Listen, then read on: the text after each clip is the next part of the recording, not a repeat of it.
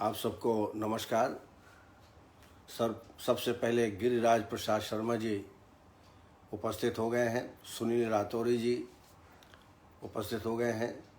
समय के सब अनुशासन में बंध गए हैं सब लोग, मुझे ऐसा लगता है। योगेश महाजन जी, विनेश्वरी श्रीवास्तव, नंदा, योगेश महाजन जी, कुश गौड़ जी, ज्योति सराफ, अर्चना वर्मा जी, गुरप्रीत कौर ढिल्लन, ये भी उपस्थित हो गए हैं। कहने का तात्पर्य है कि सब में समय का अनुशासन का पालन हो रहा है। सुकुमार जोशी जी, अदिति त्रिपाठी, आयुष दर्पण वाले हमारे डॉक्टर नवीन जी, धनंजय कुमार श्रीवास्तव, इनके पास समय नहीं रहता, पता नहीं कैसे समय निकाल करके 4 बजे उपस्थित हो गए हैं। गौरव पारधी दी, वैद आरती शर्मा, अनुराग अहिरवार, विजय सैनी जैसे सुधी चिकित्सक हमारे सामने उपस्थित हैं। आज हम हाइपोग्लिसीमिया के बारे में चर्चा करेंगे। कुछ प्रश्न हैं, उनके उत्तर देने के पश्चात अपने मुख्य विषय में आएंगे। सर्वप्रथम डॉक्टर शिवम माहेश्वरी। डॉक्टर शिवम माहेश्वरी, उनका एक कोई 50 इयर्स का पेशेंट है, फीमेल, और कभी कभी गैस्ट्रोइंटेस्टाइनल फ्लूइड फ्लो बैक हो जाता है, जो कि नासा के माध्यम से ऊपर की ओर आ जाता है डिनर करने के पश्चात। जिन व्यक्तियों में इंडाइजेशन होता है या जो अत्यधिक तीक्ष्ण आहार विहार का सेवन, मिर्ची का सेवन, बेसन का सेवन कर लिए हो और मात्रा से अधिक भोजन कर लिया हो, तब ऐसी स्थिति निर्मित होती है। सडन भोजन के बाद ऊर्ध्वगमन पित्त का होने लगता है और कई बार नासा के माध्यम से द्रव निकलता है। तो निश्चित रूप से कम खाना खाएं, सबसे बड़ी बात है। भोजन कम खाएं, ज़्यादा मत करें। दूसरा, मिर्ची तली मली चीज़ें ना हो। तीसरा, भोजन करने के पश्चात कम से कम 300 कदम चलें और वज्रासन में बैठें। ये करना अति आवश्यक है। दीपन पाचन औषधियाँ, पंचकोल क्वाथ, त्रिकट चूर्ण का सेवन आप करा सकते हैं। अष्टांग लवण, दाढ़ीमास्टक चूर्ण, इसका सेवन। बहुत जलन ज़्यादा महसूस हो रही हो तो अविपत्तिकर चूर्ण का सेवन भी आप ऐसे पेशेंट में करा सकते हैं। लेकिन मैंने बताया, भोजन कम करें, तली मली चीज़ें बिल्कुल ना हो, और ख़ास तौर से रात्रि में, क्योंकि रात्रि में आपको सोना है। और निश्चित रूप से इसमें विदग्धाजीर्ण जैसे विदग्धे भ्रम तन्मूर्छा पित्ताज विवधारुजा उद्गारस्य सधूम अम्ला स्वेदोदाह से जायते, विदग्धाजीर्ण के लक्षण हैं, ऐसे लक्षण हो जाते हैं। डॉक्टर चरित्रमूर्ति जी ने स्पर्मेटोरिया के बारे में, ट्रीटमेंट के बारे में जानना चाहा है। ये गलत आदतों की वजह से इनवॉलेंट्री एजेकुलेशन हो जाता है, खासतौर से रात्रि में। और ऐसे व्यक्ति जो उत्तेजना से भरपूर हो, उत्तेजित पिक्चर देखते हो, आजकल इंटरनेट में दुनिया भर की चीज़ें आती हैं, उनका नियमित रूप से देखते हो, ऐसे व्यक्ति को ये एजेकुलेशन, जिसको हम बोलते हैं एक्सेसिव इनवॉलेंट्री एजेकुलेशन, तो इसमें तो पहले तो शिक्षा देनी चाहिए कि जो गलत आदतें पड़ गई हैं उनको बिल्कुल छोड़ दें। और ऐसे समाज में ऐसे व्यक्तियों के साथ, ऐसे दोस्तों के साथ रहें जो पॉजिटिव थिंकिंग वाले हों, जो अच्छी सोच वाले हों, उनके साथ रहें।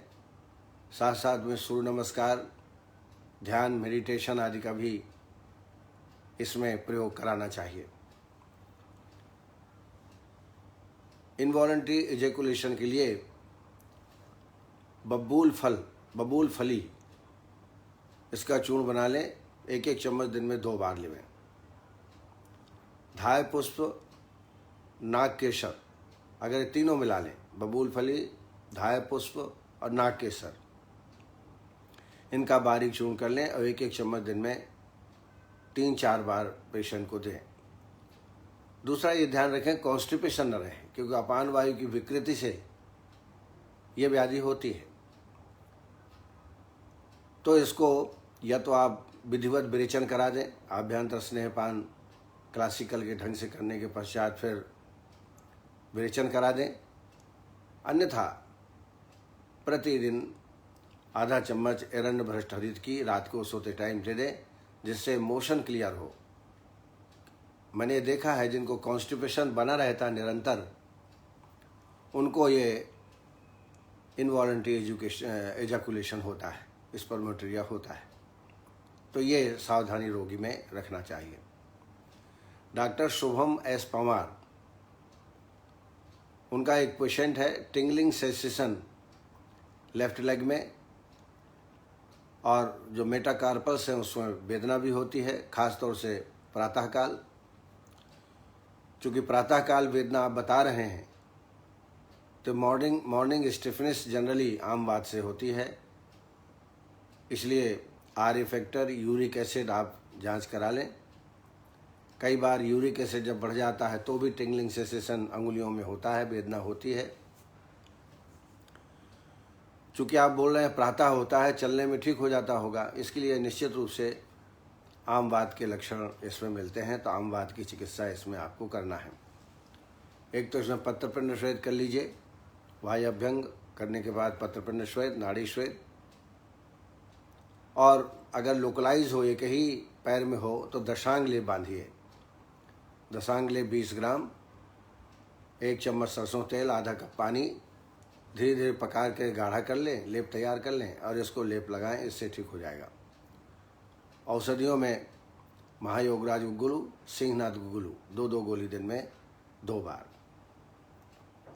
और पिपली चूर्ण आधा चम्मच सुबह, आधा चम्मच शाम को। ये आप ट्रीटमेंट करेंगे लगभग 15 से 20 दिन, तो निश्चित रूप से इसमें आराम मिलेगा। लेकिन पहले थोड़ा से यूरिक एसिड, आर फैक्टर आदि जांच करा लें। राजकुमार परिहार जी ने उत्तर बस्ती वापस लाने के उपाय। उत्तर बस्ती जैसा आप जानते हैं, मूत्र मार्ग से, योनि मार्ग से ये बस्ती दी जाती है। कई बार बस्ती वापस नहीं आती, तो निश्चित है लाने के उपाय करना चाहिए। 12 घंटे तक तो प्रतीक्षा करनी चाहिए। 12 घंटे के अंदर यदि वापस आ जाए तो कोई दिक्कत नहीं, लेकिन 12 घंटे में भी यदि वापस ना आए तब वापस लाने के उपाय करना चाहिए। आचार्य सुश्रुत ने कहा है कि पिपल्यादि वर्ती, विभिन्न प्रकार की जो फल वर्तियाँ हैं, जैसे पिपल्यादि वर्ती, आरगवदादि वर्ती, इनका प्रयोग करना चाहिए। जो तीक्ष्ण द्रव्य हैं उनका कल्क बना लीजिए और अंगूठे के आकार का बर्ती बना के सुखा लीजिए। ये बर्ती निश्चित रूप से जल्दी ही वापस उत्तर द्रव्य वापस ले आएगी। और भी उपाय हैं इसमें। तीक्ष्ण द्रव्य जैसे त्रिव्रतादि शोधन द्रव्य, जैसे त्रिव्रत, कुटकी, अमलतास, इनके काढ़े बना करके और विधिवत बस्ती लगाएं तो निश्चित रूप से वो बस्ती वापस आ जाती है। 2 प्रक्रियाएं रोगी में करना चाहिए। कई बार बस्ती लगाते वक्त वेदना होती है, बहुत वेदना होती है। ऐसी अवस्था में अहिफेनासो 20-20 बूंद हर 2-2 घंटे में देवें, और निद्रोदय रस 125 मिलीग्राम दिन में 2 या 3 बार अवस्थानुसार आप दे सकते हैं। कई बार अधिक वेदना होने पर मूर्छा की उत्पत्ति हो जाती है, मूर्छित हो जाता है व्यक्ति। इस अवस्था में हेम गर्भ पोटली रस 125 मिलीग्राम, कस्तूरी भैरव रस 125 मिलीग्राम दिन में 2 या 3 बार शहद के साथ या ब्राह्मी औले के साथ सेवन कराएं। इसके अलावा 10 मूलारिष्ट और अश्वगंधारिष्ट 2-2 चम्मच 2 चम्मच पानी भोजन के बाद दोनों टाइम देवें। यदि बस्ती लगाने के बाद उत्तर बस्ती में दाह की उत्पत्ति हो, जलन हो रही हो, तो ऐसी अवस्था में मधुष्टिकवात, उसमें शक्कर और मधु मिला करके आप निरूह बस्ती देवें। निश्चित है रोगी को आराम प्राप्त होगा। तो इतने उपाय आपको रोगी में करना है। डॉक्टर कविता शर्मा, इनफर्टिलिटी का ट्रीटमेंट, टेस्ट सभी नॉर्मल हैं लेकिन इनफर्टिलिटी की अवस्था है, तो मैं कहूँगा कि दोनों को, हस्बैंड वाइफ को, दोनों को सबसे पहले, जो मेरा एक्सपीरियंस, मैं अपना एक्सपीरियंस बता रहा हूँ, मैंने ऐसे बॉम्बे में, जो उज्जैन में ऐसे पेशेंट ठीक किए हैं, पूरा संशोधन कराइए विधिवत। अश्वगंधा घृत से आभ्यंतर स्नेह पाए दोनों को कराइए।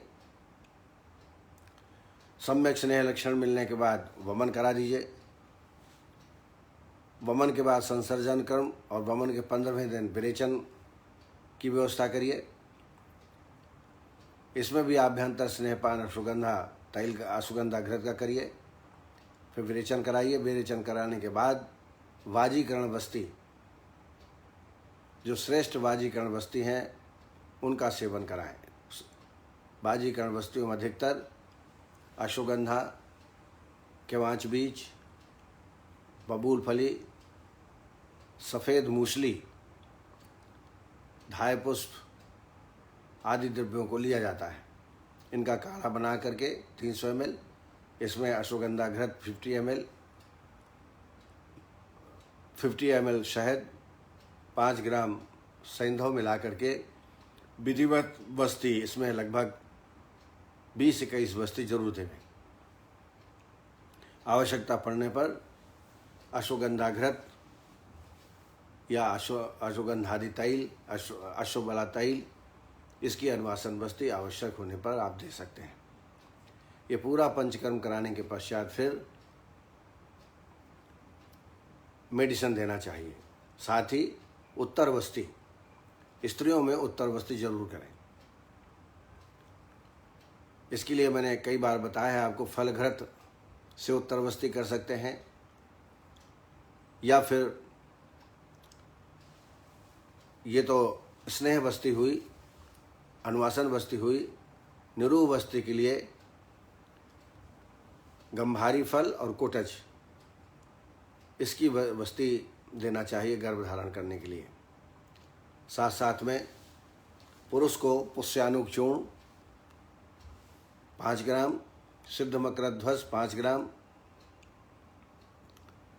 बसंत कुसुमा का रस 5 ग्राम, इनकी 60 पुड़ियाँ बना दीजिए। एक पुड़िया सुबह शाम को अश्वगंधा अवलेह के साथ या मिनॉल माल्ट के साथ खाने के लिए निर्देशित करें। ऐसा 1 माह का ये कोर्स है। इसके अलावा अश्वगंधा चूर्ण, शतावरी चूर्ण, केवांच बीज चूर्ण बराबर बराबर मात्रा लेकर के 1-1 चम्मच दिन में 2 बार खाने के लिए बोलें।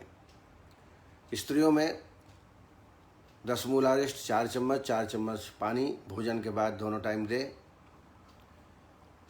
बाकी दोनों को समझाइश दें। गर्भधान किस प्रकार होगा, इसके बारे में भी उनको पूरी जानकारी देना चाहिए। ऐसा करने से मैंने देखा है 3 से 6 महीने के अंदर गर्भधारण हो जाता है।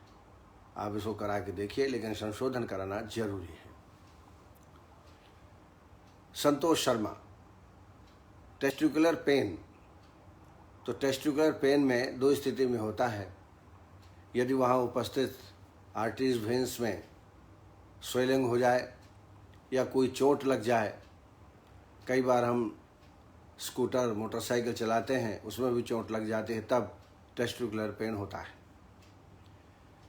ऐसी अवस्था में ये ध्यान रखें कि इसमें धक्का न पहुँचे, इसलिए जंघिया का प्रयोग करें ताकि आप सवारी सुरक्षित रूप से कर सकें। इसके अलावा लाक्षादि गुल, महायोगराज गुल 2-2 गोली दिन में 2 बार इसका सेवन कराएं।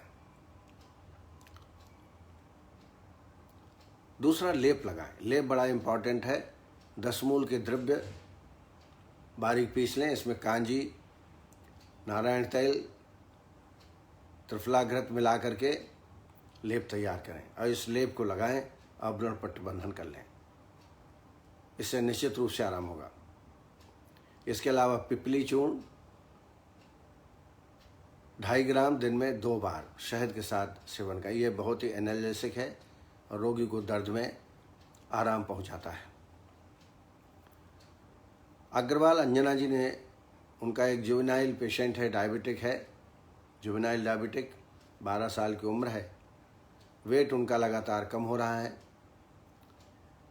तो आप जैसे जानते ही हैं ये टाइप 1 डायबिटीज़ है, अ chronic condition in which the pancreas produces little और नो इंसुलिन, इंसुलिन बिल्कुल ही नहीं पैदा होता है।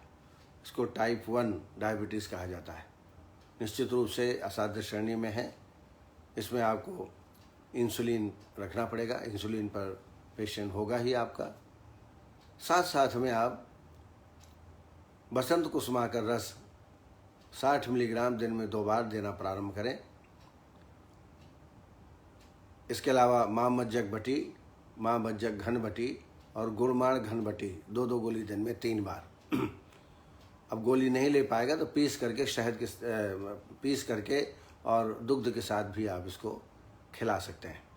प्रयास ही करना पड़ेगा। इसको कोई कह नहीं सकता कि ठीक होगा कि नहीं ठीक होगा, लेकिन प्रयास करना हमारा धर्म है, वो करना चाहिए। राशि गर्ग जी ने, उन्होंने पूछा है व्हाट्सएप में कि नस्य और मात्रा बस्ती क्या एक साथ देनी चाहिए, एक साथ दे सकते हैं? तो क्लासिकल के आधार पे तो नहीं देना चाहिए, लेकिन यदि मात्रा बस्ती आप 30 ml दे रहे हैं और नस से 2-2 बूंद मात्रा में दे रहे हैं स्नेह नस से, तो इसमें देने में कोई परेशानी नहीं है।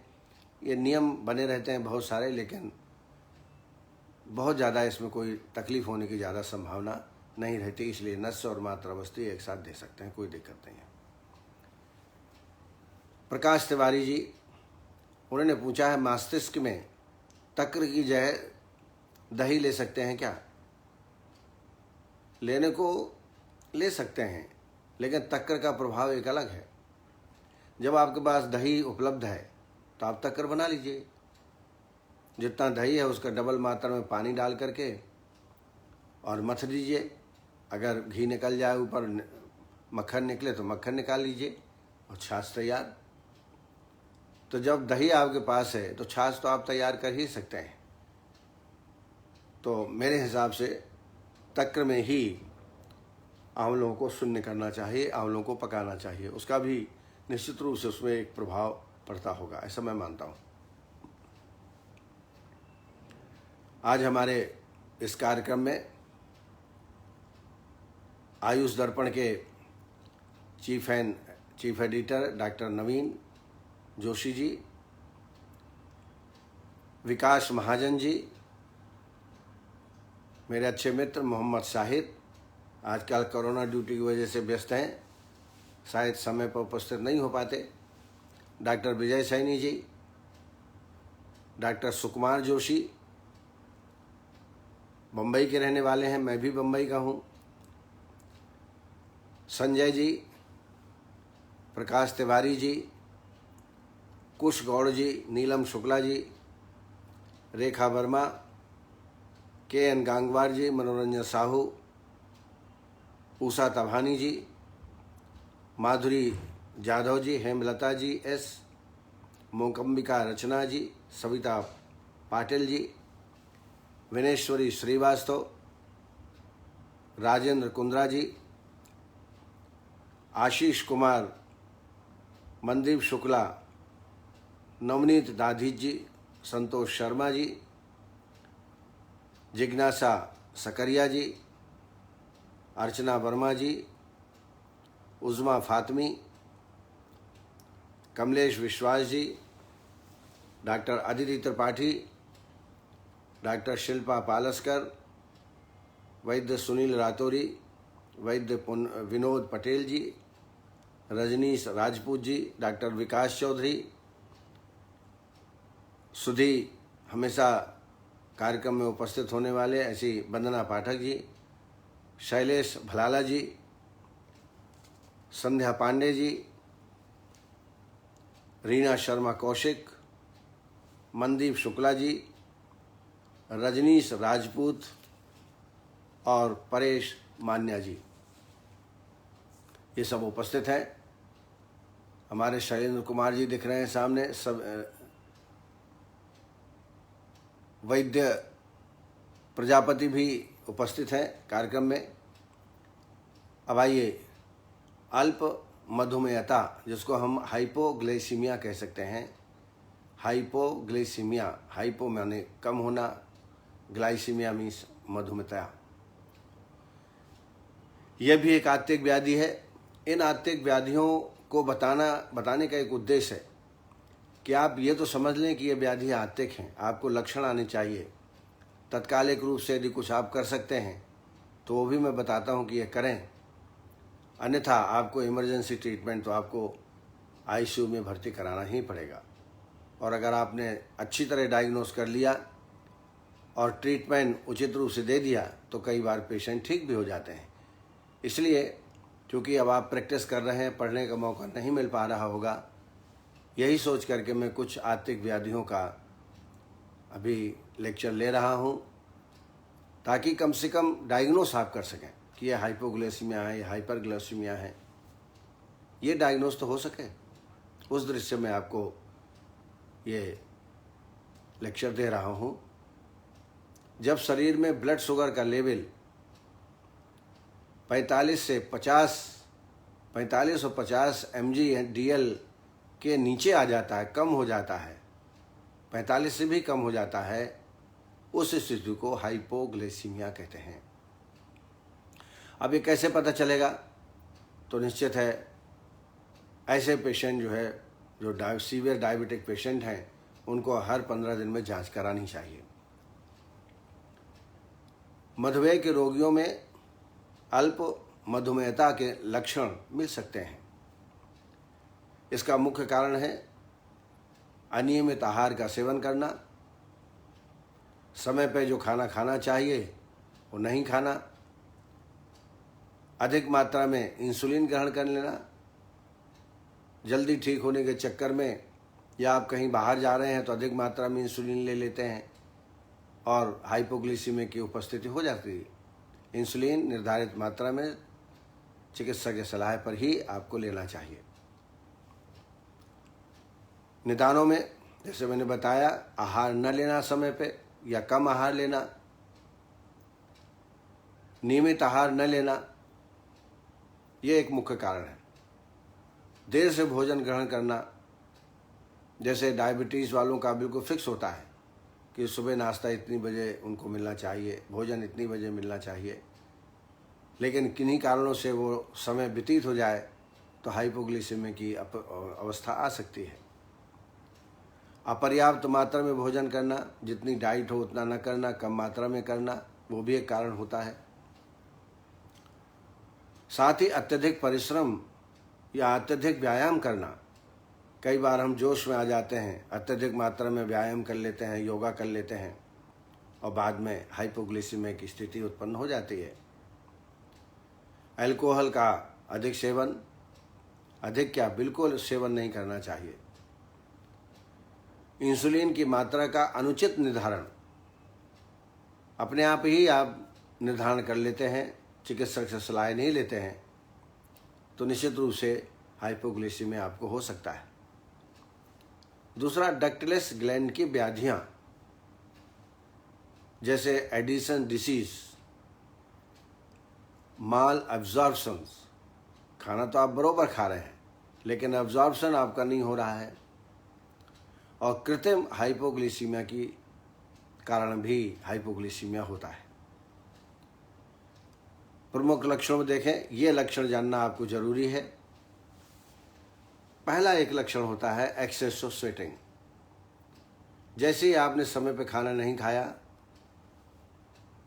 हाइपोग्लाइसीमिया हो गया और आपको अत्यधिक पसीना आने लगता है, आप तत्काल ऐसी अवस्था में तत्काल आप बिस्कुट या कुछ भी आपको फ्रूट हो कुछ शुगर मटेरियल हो, कुछ मीठा मटेरियल हो, वो तत्काल उनका सेवन करें तो आगे की स्थिति नहीं आएगी। नहीं तो फिर एंग्जाइटी डेवलपमेंट होता है, फिर भूख और अधिक मात्रा में बढ़ती है, इंक्रीज एपेटाइट, पल्स रेट बढ़ जाती है, टैकीकार्डिया, और पेशेंट कंफ्यूज हो जाता है, वर्टिगो, चक्कर भी आने लगते हैं और नींद जैसा उसको महसूस हो रहा है, उसको ड्रॉजीनेस बोलते हैं।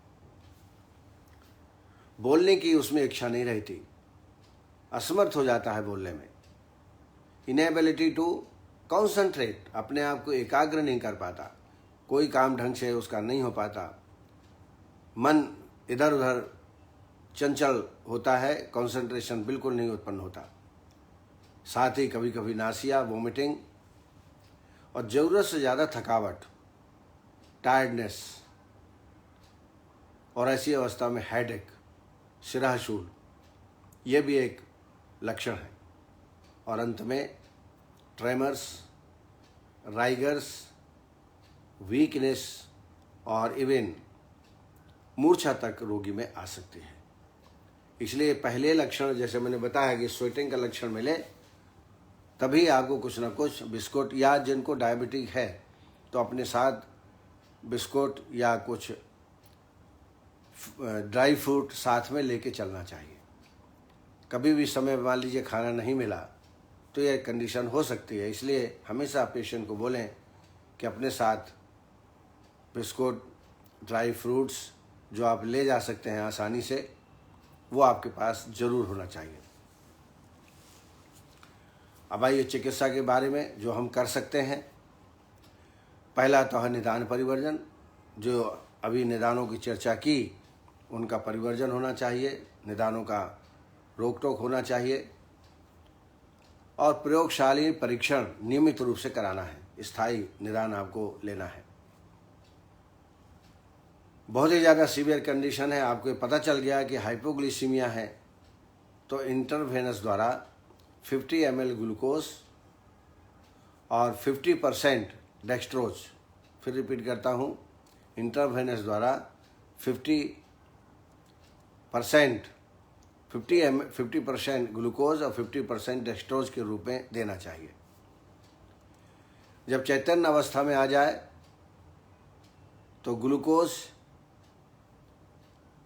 या शर्करा खाने को देना चाहिए, इससे भी तत्काल लाभ हो जाता है। जो डायबिटिक पेशेंट हमेशा ग्लूकोज का एक पैकेट, बिस्कुट का पैकेट, कुछ ड्राई फ्रूट आप अपने पास हमेशा रखें।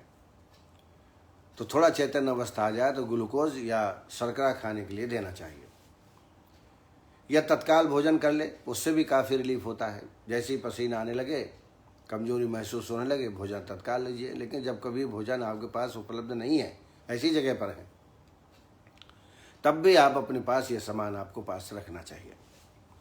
अन्य लाक्षणिक उपाय, लक्षण अनुसार चिकित्सा, जैसे मूर्छा आ गई तो कटफल के द्वारा उसको लुंचनम केश लोमनाम च दंतैः दशनम में चाहिए तरीके हैं। जब मूर्छा की अवस्था आ जाए तो अंजनाने अवपीड़नस्य धूमः प्रदमनानि च सूचिभिस्तोदनम सस्तम दाह पीड़ा नखांतरम लुंचनम केश लोमनाम च दंतैः दशनम में च आत्मगुप्ता अवधर्षस्य हितम तस्याभिबोधने।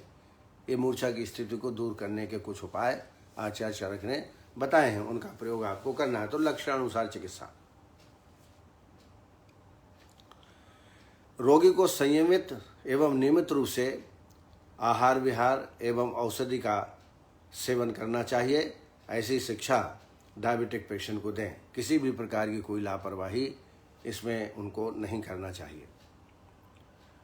जैसा मैंने बताया, मूर्छा दूर करने के लिए कटफल या अपामार्ग चूर्ण का धमापन्न साब लीजिए, और चंद्रोदय वर्ती का अंजन दिन में 2 बार आप लगाएं, इससे भी आपको लाभ होगा। रस औषधियों में सिद्ध मकर ध्वज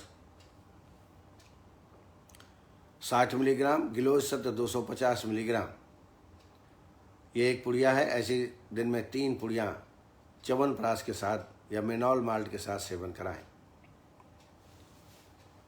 एक और बड़ी प्रभावशाली औषधि हेमगर्भ पोटली रस 125 मिलीग्राम, स्वर्ण बसंत मालती 125 मिलीग्राम, प्रवाल पिष्टी 250 मिलीग्राम। ये शहद के साथ, मेनॉलमेंट के साथ या च्यवनप्राश के साथ आप सेवन कराएं। इससे भी तत्काल रोगी को आराम प्राप्त होता है। आसो अरिष्ट में अश्वगंधारिष्ट और 10 द्राक्षासो, 2 चम्मच अश्वगंधारिष्ट, 2 चम्मच द्राक्षासो, 4 चम्मच पानी। भोजन के बाद दोनों टाइम इसका सेवन कराएं। टैबलेट में टैबलेट जेरी फोर्ट, टैबलेट ओजस, 2 गोली दिन में 2 बार। इसके अलावा ब्राह्मी बट्टी और मेघवटी का भी सेवन आप करा सकते हैं। चूर्णों में शतावरी चूर्ण, अश्वगंधा चूर्ण 5 ग्राम दिन में 2 बार दुग्ध के साथ देवें, या इमरजेंसी के दौरान भी इनका सेवन आप करा सकते हैं। और थोड़ा लगातार अदरक और गुड़ का सेवन भी कराएं। अदरक और गुड़ का सेवन, इससे भी लाभ होता है। शुद्ध शिलाजीत 500 मिलीग्राम सुबह शाम ठंडे दूध के साथ, अगर मूर्छा की अवस्था हो या हाइपोग्लिसीमिया की अवस्था हो तो 1-1 घंटे के अंतर्गत से इसको देना चाहिए। इसके अलावा शिरो अभ्यंग जो है ब्रह्मण तैल से, अश्वगंधा बला तैल से अच्छी तरह अभ्यंग कराएं। तो ये कुछ उपाय हैं जो कि आप पेशेंट के साथ कर सकते हैं। हमारे कार्यक्रम में विनोद पटेल जी, विजय सैनी जी, मोहम्मद शाहिद, चलिए समय निकाल के वो उपस्थित हो गए, आपके लिए बहुत बहुत धन्यवाद। मनीष खरे जी भी उपस्थित हैं। हमारे सारे सुनने वाले समय पर उपस्थित हो जाते हैं, बहुत बहुत आभार। बहुत आप लोग इज्जत देते हैं, इसके लिए बहुत बहुत धन्यवाद। कल फिर इसी वक्त मुलाकात होगी आपसे, तब तक के लिए नमस्कार। जय आयुर्वेद।